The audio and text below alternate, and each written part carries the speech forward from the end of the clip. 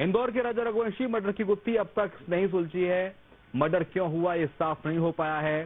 Shillong police के लिए समस्या तब और बढ़ जा रही है जब जांच के दौरान नए चेहरे, नए किरदार सामने आ रहे हैं।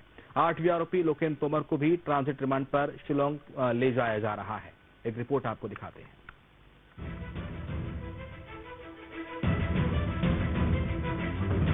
राजा रघुवंशी हत्याकांड में जैसे जैसे जांच आगे बढ़ रही है, हर परत के साथ एक नया चेहरा सामने आ रहा है। अब इस हाई प्रोफाइल मर्डर केस में एक और बड़ा खुलासा हुआ। पुलिस ने बताया कि राजा की हत्या के बाद चातर पत्नी सोनम रघुवंशी ने जिस बैग में सबूत छिपाए थे उसे जलाकर खत्म करने की साजिश रची गई थी और इसमें उसका साथ दिया था 3 नए किरदारों ने। इनमें शामिल है Shalom James, property agent, Sonam और उसके प्रेमी राज कुशवाहा को फ्लैट दिलाने का काम इसी ने किया था। 9 जून को सोनम के पकड़े जाने के बाद फ्लैट में जाकर बैग निकालकर उसे नेपानिया में ले जाकर जला दिया गया। पूछताछ में शिलोम जेम्स ने पूरी घटना को कबूल कर लिया है। दूसरा किरदार लोकेंद्र तोमर, बिल्डिंग मालिक। ग्वालियर निवासी लोकेंद्र के पास फ्लैट की दूसरी चाबी थी। शिलोम ने कबूल किया कि लोकेंद्र ने बैग से कीमती सामान निकाला। लोकेंद्र ने ही शिलोम को बैग जलाने को कहा था। लोकेंद्र ने पास के कार वर्कशॉप की सीसीटीवी फुटेज डिलीट कराने की कोशिश की। तीसरा किरदार बलबीर अहिरबार, गार्ड।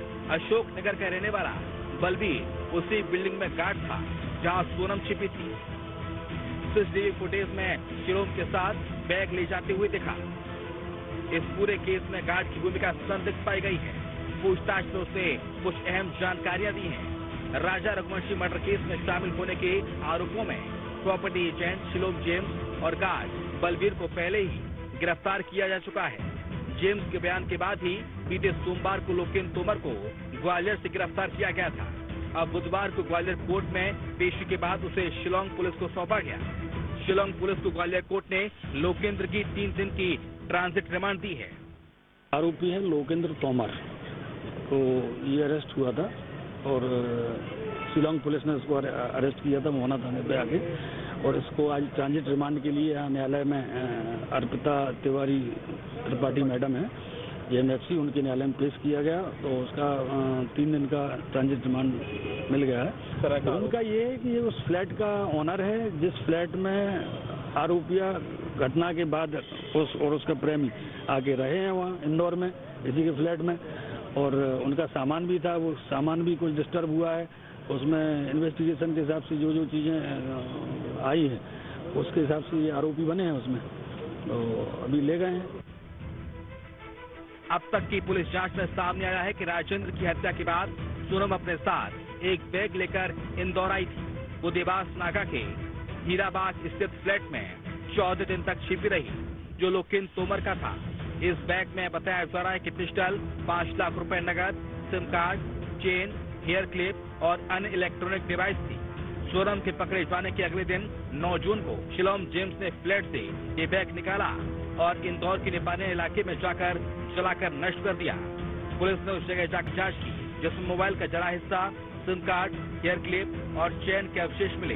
बता दें कि बीते 23 मई को मेघालय की राजधानी शिलोंग में ट्रांसपोर्ट कारोबारी राजा रघुवंशी की हत्या कर दी गई थी। जांच में उसकी पत्नी सोनम रघुवंशी पर शक गहराया और उसे गिरफ्तार किया गया।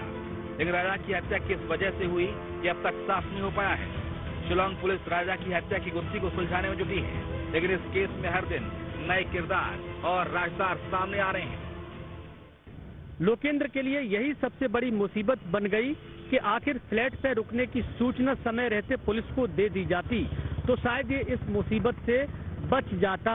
लेकिन एविडेंस नष्ट करने का आरोप भी इस पर लगा है और इसकी पूछताछ पुलिस अब शिलोंग ले जाकर करेगी। Vinod Sharma, news state, Gwalior.